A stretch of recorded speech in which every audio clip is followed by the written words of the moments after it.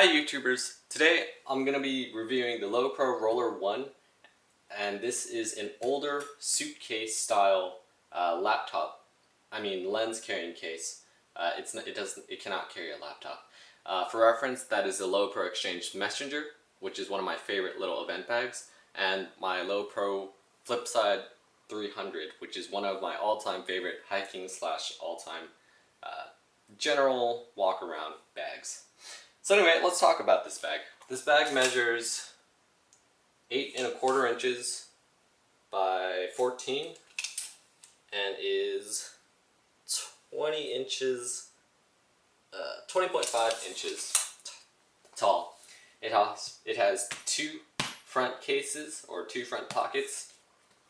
It also has a slip lock attachment loops, which are compatible with other lowepro products, which feature the quick lock attachments. So for reference, this is a quick lock S&F bottle bag, and it has that little slip lock attachment, which just slides in and locks into there.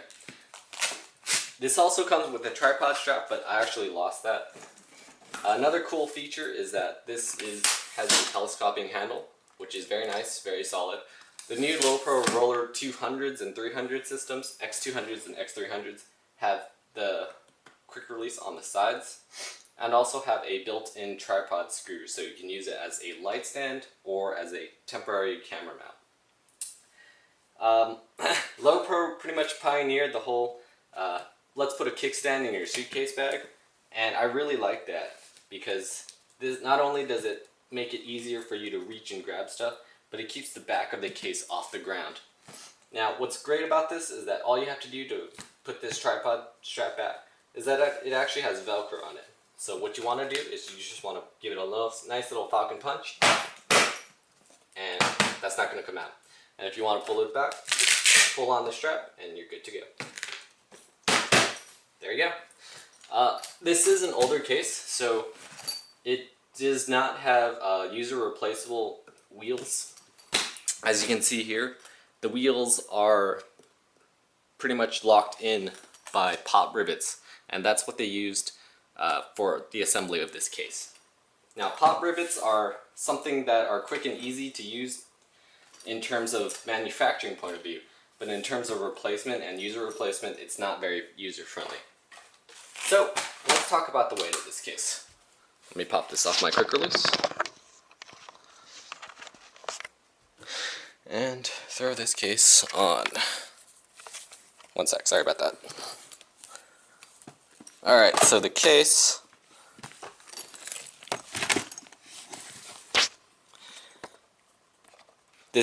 weighs 12 pounds, 5.2 ounces bone stock. Cool.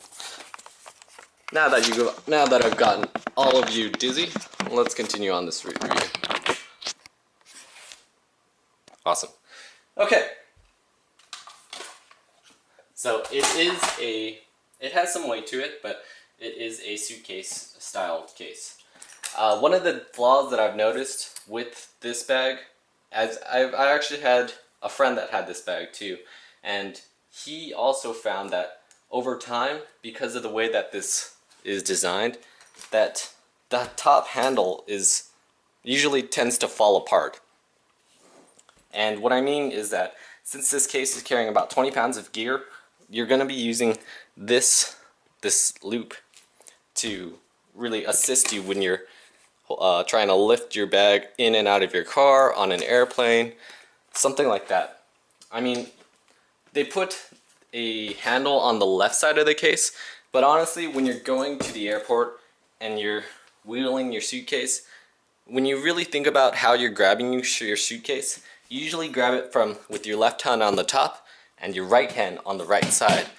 Unfortunately, I guess because it was an early suitcase model design, lowepro didn't really think about that and probably assumed that you would put your tripod on the right rather than on the left. Anyway, this was an older design, and they've corrected this with their X200. Anyway, let's keep going, shall we?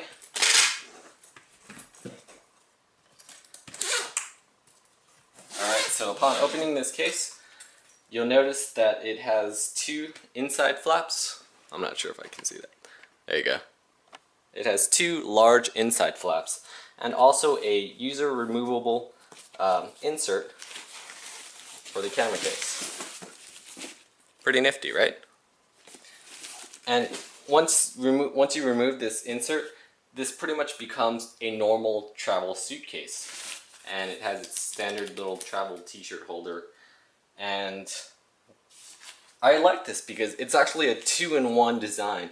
Not only are you using this as a camera storage transportation device, but you can also use it as a suitcase device, or a suitcase rather. So instead of having just a camera bag and a suitcase in your closet, you can have just this and be done with it. So let's talk about what this case can fit, which I know you've all been wanting to know. I forgot to mention that this has also two interior pockets, or two exterior pockets on the case itself, and it's just right here and right here. And it says PRI multi-format. And now opening on the inside of this case, this also has two flaps right here with a little protection for your zipper. So if you have camera gear that's on the inside, then this zipper right here will not scratch your camera or your accessories. So that's a really nice little feature, or a nice little touch. So let's see what this case can fit. So first, I have my 5D Mark II 70-200 2.8 IS. Now the reason why I leave this lens attached on top is that I pretty much feel that this lens is the money making lens. It's the bread and butter of what I do. Next is Canon 50mm 1.4 and some extension macro tubes. And these macro tubes are just hollowed out tubes which extend the lens, which gives you the ability to do macro without having to buy close-up filters. So that goes right here. Next is my Canon 16-35 2.8L, and this slides in right here. Now you notice that my case has a different layout than the actual default case, and this is just designed, or this is the layout that I prefer, so that way I can keep my lens mounted here and then keep my accessories on the bottom. But that, again, that's a customizable feature.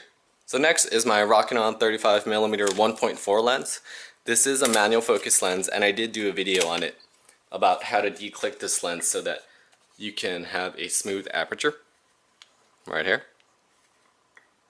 Can't see. There we go. So, rokinon 35mm 1.4.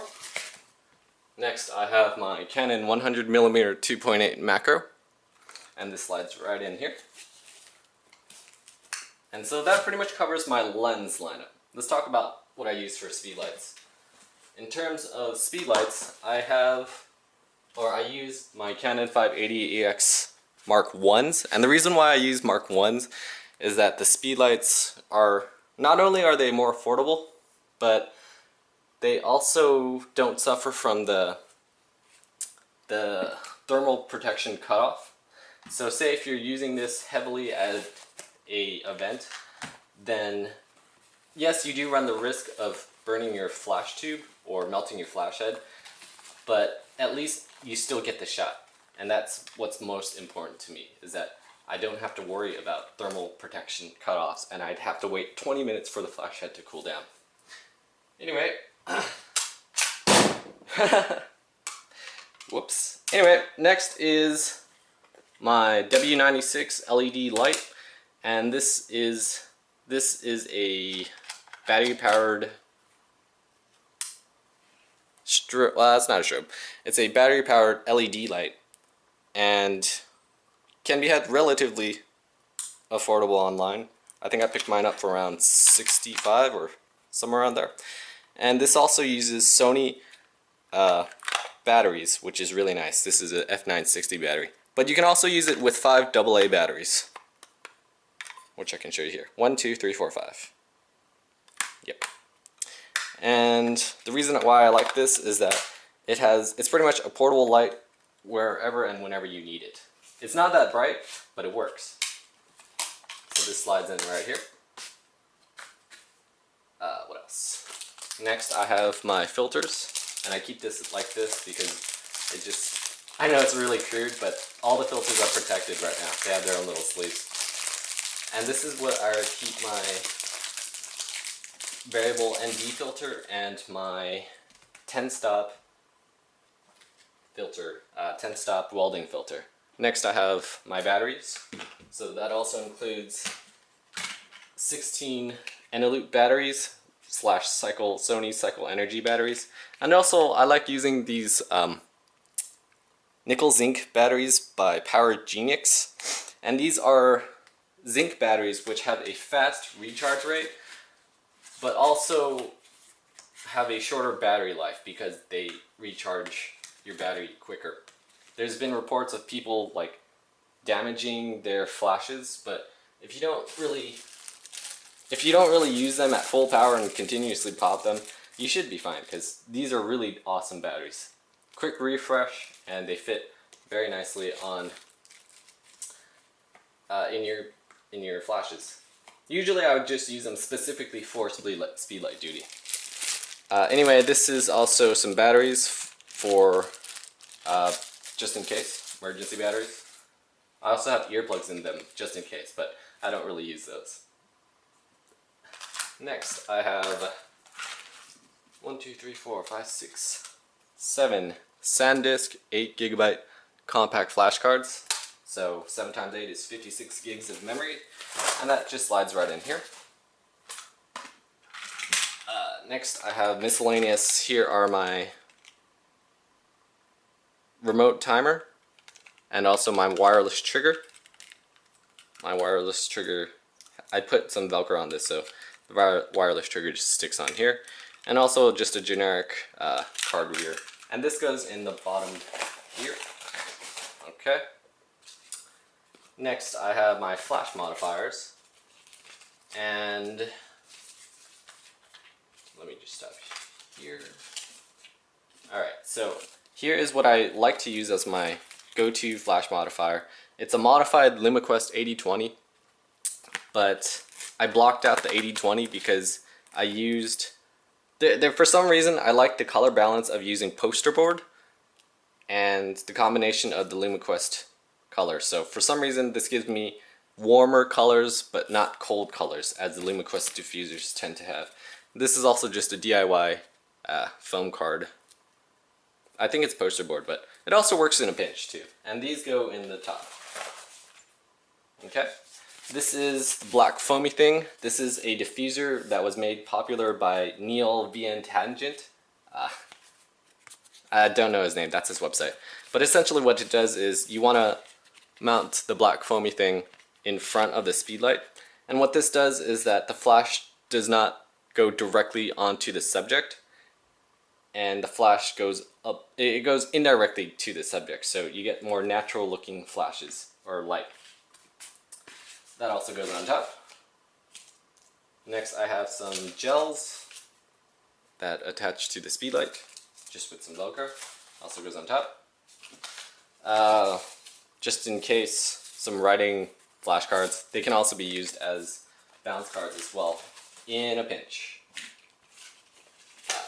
Speedlight instructions for the custom functions for the 580EX. So just in case, I have that. I also have a USB jump drive that I just put in here. So anyway, that is that. Oh, and I forgot one more thing. 2 more things. Knee pads. I got these knee pads from Harbor Freight. And these essentially just wrap around your knee.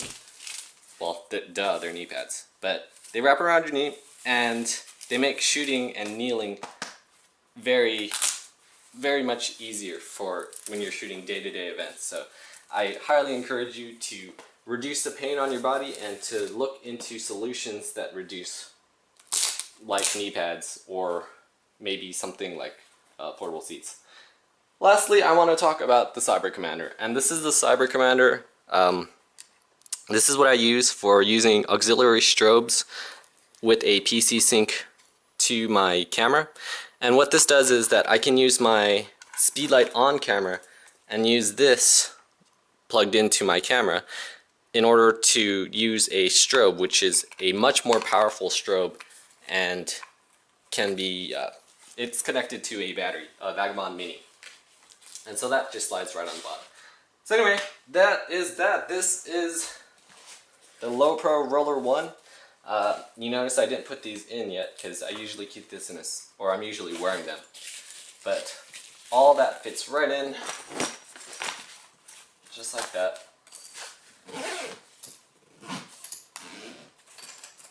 And seals. Just like that. So anyway, this has been the lowepro Roller 1 review. I really like this bag. Fully weighted, this case weighs about 22 pounds. And it is a very smooth rolling bag. So anyway, I just wanted to show you what I use.